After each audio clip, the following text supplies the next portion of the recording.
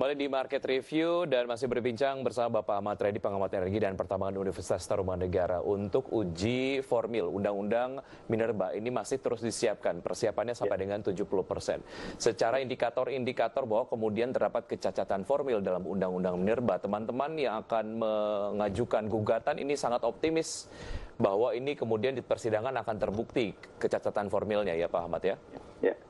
Baik, jika kemudian ditolak, akan ada pengajuan uji material.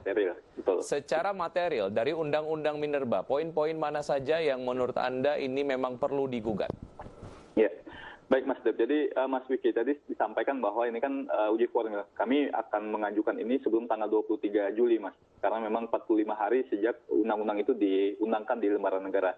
Nah ini kan diundangkan 10 Juni 2020 dan baru diakses, dipublikasikan ke masyarakat itu 17 Juni. Artinya walaupun sudah ditandatangan 10 Juni, ini kami mengakses itu diumumkan secara resmi oleh Seknek dan Kumham itu tanggal 17 Juni. Artinya ada 7 hari hak warga negara yang kemudian dilanggar karena tidak dapat mengakses undang-undangnya.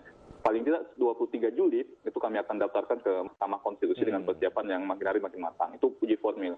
Nah, uji material tadi disampaikan oleh Mas Wiki, kami akan mengajukan ketika uji formil ini dinyatakan ditolak oleh Mahkamah Konstitusi. Tapi kalau kemudian oleh Mahkamah Konstitusi uji formil dinyatakan diterima, maka tidak akan ada uji material, Mas. Karena ketika uji formil itu diterima oleh MK, satu undang-undang rontok. Jadi undang-undang itu dinyatakan satu undang-undang batal. Nah, lalu apa saja poin uji material yang akan kami ajukan? Yang pertama adalah kaitan dengan wilayah hukum pertambangan, definisinya. Karena WHP ini kan didefinisikan sangat luas, Mas. Dia di darat, di laut, di landas kontingen, di perairan, di pulau-pulau kecil. Nah, ini punya potensi melanggar prinsip pengelolaan lingkungan hidup. Kemudian yang kedua adalah WHP ini bisa menegasikan rezim tata ruang. Bahkan pemerintah daerah itu tidak wajib menjamin tidak ada perubahan tata ruang apabila suatu wilayah itu tetapkan menjadi wilayah usaha pertambangan. Nah ini kan akan ada suatu rezim pertambangan yang dimanapun itu bisa ada tanpa kemudian takluk pada rezim penataan ruang, dan ini bahaya dalam konteks pembangunan berkelanjutan. Itu pertama. Kemudian yang kedua terkait tadi yang sampai Mas Wiki, masalah sentralisasi kewenangan. Ini juga akan kami uji ke Mahkamah Konstitusi secara material. Yang kemudian ketiga terkait mengenai KK, kontrak karya dan PKP 2B yang diajukan menjadi IUPK dengan 20 tahun ke depan dengan luas wilayah existing, ini juga akan kami ajukan. Yang selanjutnya adalah kaitan dengan peningkatan nilai tambah, Mas, pengolahan pemurnian, itu juga akan kami ajukan. Termasuk yang terakhir itu dalam konteks sanksi-sanksi, Mas. Jadi ada sanksi-sanksi pidana yang itu dihapus, diganti menjadi sanksi administratif. Bahkan ada pasal yang dihapus kaitan misalnya dengan pejabat yang memberikan izin tanpa tunduk pada Undang-Undang Minerba, dulu dipidana. Sekarang dihapus. Nah itu juga akan kami uji material, Mas, Mahkamah Konstitusi. Baik, mengenai poin tersebut Pak Ahmad, bagaimana sebetulnya kan kita bicara mengenai Undang-Undang Minerba adalah sebagai undang-undang yang nampaknya pro pengusaha batubara gitu ya. Tapi kemudian jika kita melihat poin yang Anda tadi sampaikan, bagaimana sebetulnya ada konsekuensi pidana yang nantinya akan diberikan kepada pejabat yang terlibat dalam praktek-praktek ilegal. Bukankah ini nantinya malah akan merepotkan teman-teman pengusaha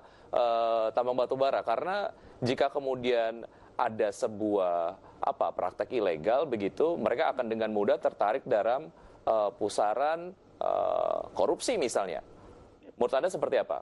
Betul. Jadi memang pasal 165 Undang-Undang Minerba, Undang-Undang 4 tahun 2009 itu dihapus, Mas. Dulu itu kan jelas setiap pemberi izin usaha pertambangan dan izin usaha pertambangan khusus yang menerbitkan izin tanpa prosedur sesuai dengan Undang-Undang Minerba diancam pidana. Ancamannya 2 tahun penjara dan kemudian 5 miliar dendanya. Nah ini dihapus. Nah menurut saya ini menjadi pasal yang kemudian akan memberikan imunitas kepada pemberi izin.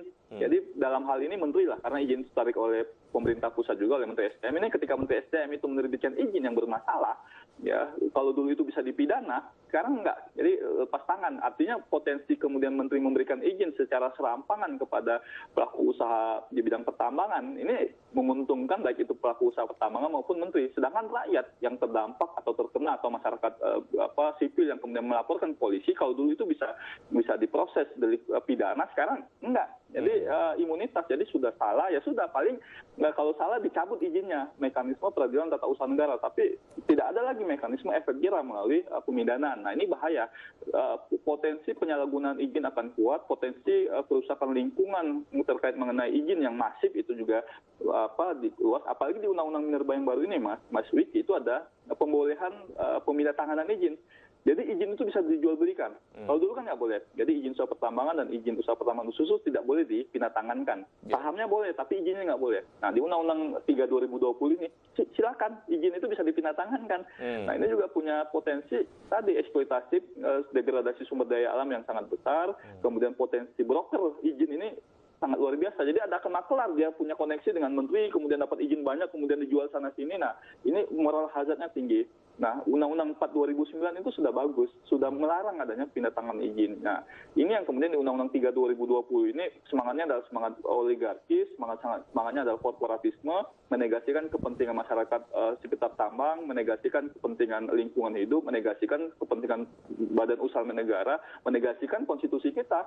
Dan ini bahaya. Jadi undang-undang ini undang-undang yang menurut saya nuansanya sangat jahat. Jadi harus kemudian ya diikhtiarkan, dicoba untuk diuji ke Mahkamah Konstitusi agar kemudian ya kejahatan dalam konteks saya, pemikiran dalam konteks akademis saya lihat ini orangnya orang negatif, tidak ada semangat dalam konteks Pancasila dan konstitusi kita. Baik. Gitu, ya Pak Ahmad, pasal 162 dan 164 ini membuka peluang kriminalisasi terhadap masyarakat yang melawan aktivitas pertambangan. Nah, seperti apa elaborasinya Pak Ahmad? Betul. Nah, apalagi di sini masyarakat yang menghalangi kegiatan usaha pertambangan itu dipidana. Jadi ketika ada masyarakat sekitar tambang yang menolak kegiatan usaha tambang, ini bisa dipidana. Bahkan sanksi pidananya ditingkatkan 5 tahun ancaman penjaranya gitu kan. Nah ini saya kira memang tidak fair. Di sisi lain kemudian pelaku usaha diberikan red carpet, di sisi lain rakyat yang kemudian punya concern misalnya menolak karena di situ melukai ruang hidup mereka, di situ kemudian akan mengganggu sumber air mereka. Ini ketika mereka menolak, memprotes, itu dengan pasal Undang-Undang Minerba itu bisa diancam 5 tahun karena dianggap merintangi kegiatan usaha pertambangan.